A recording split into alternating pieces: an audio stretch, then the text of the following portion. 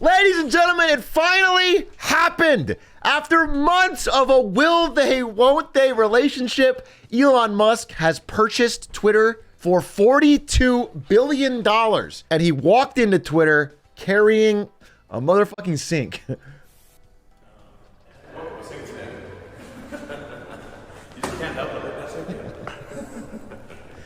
And he had a hilarious pun. Let that sink in. Oh, man, he quirky. Comedy is now legal on Twitter. And he's proving it, dude. So let's talk about a couple things business-wise on what this means, okay? So money-wise, the biggest loser of the day is unfortunately Elon Musk. Because he is literally losing roughly $32 billion the second he walks in that door. He has paid $42 billion for a company that is conservatively worth about 11 to 12 billion. So $30 billion is gone the second he drives the car off the lot, so to speak.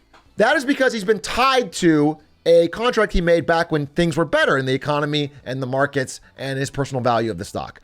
It doesn't help a lot that he told everybody, including advertisers, he told them that Twitter was a gigantic fraud.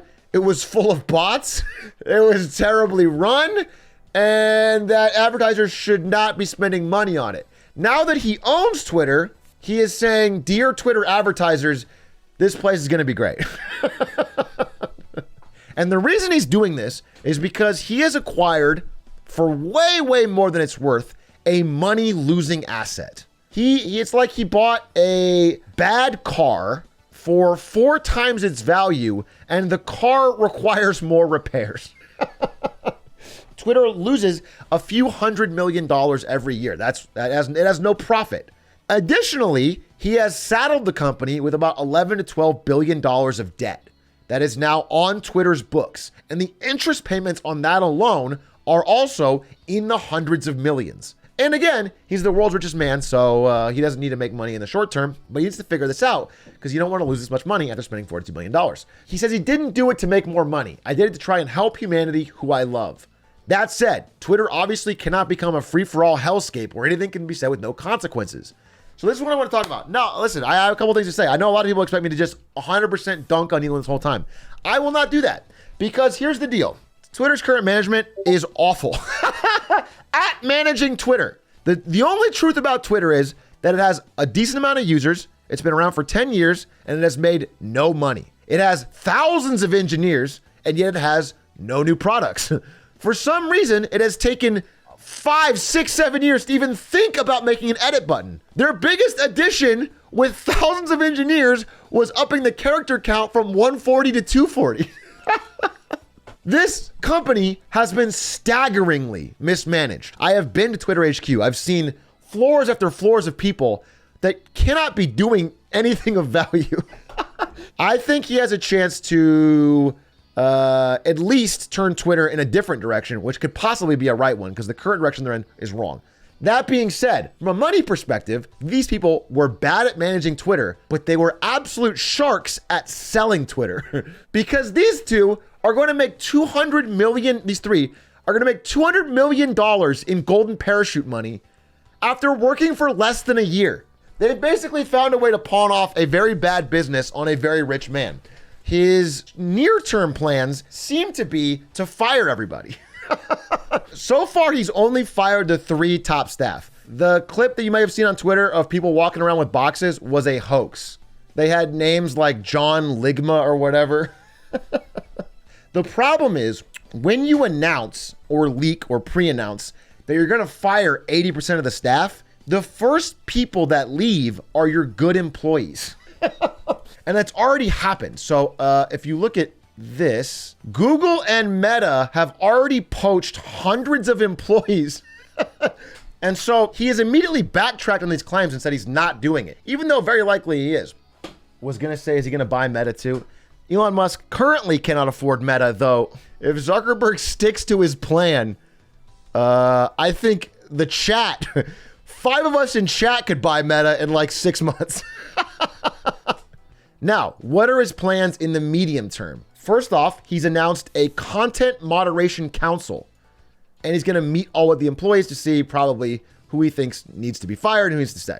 Content Moderation Council is his way to build some type of team that he can point to when they start making increasingly crazy moderation decisions. This is where things get weird. And this is where I think Elon Musk is going to actually fucking hate owning Twitter.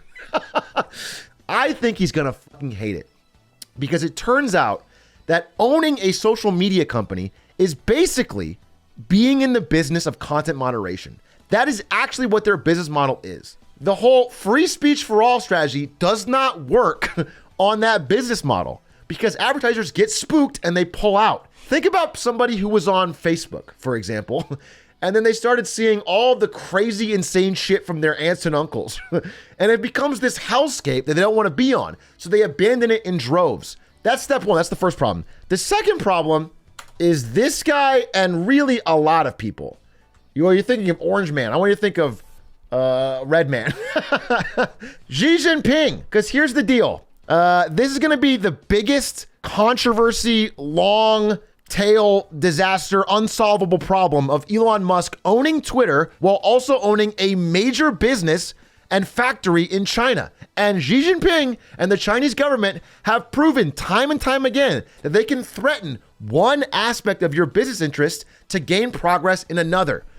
This will happen, okay? Something negative about China will be trending on Twitter or positive on Twitter, and this will come up. There's just no way that it doesn't.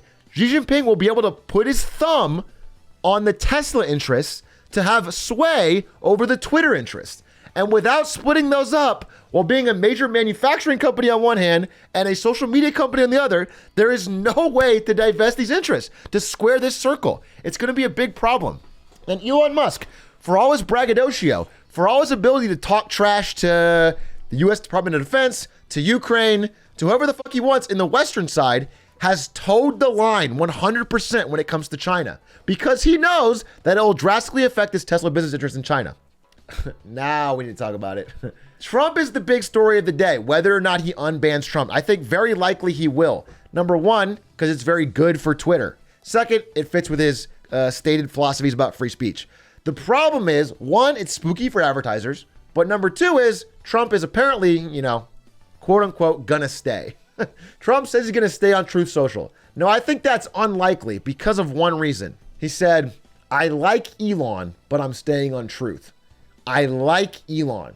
Now, why would Trump say he likes Elon after Elon bought Twitter, when right before he bought Twitter, he said, when Elon Musk came to the White House asking me for help on all of his many subsidized projects, whether it's electric cars that don't drive, driverless cars that crash, or rocket ships to nowhere, without which subsidies would be worthless, and telling me how he's a big Trump fan and Republican, I could have said, drop to your knees and beg, and he would have done it.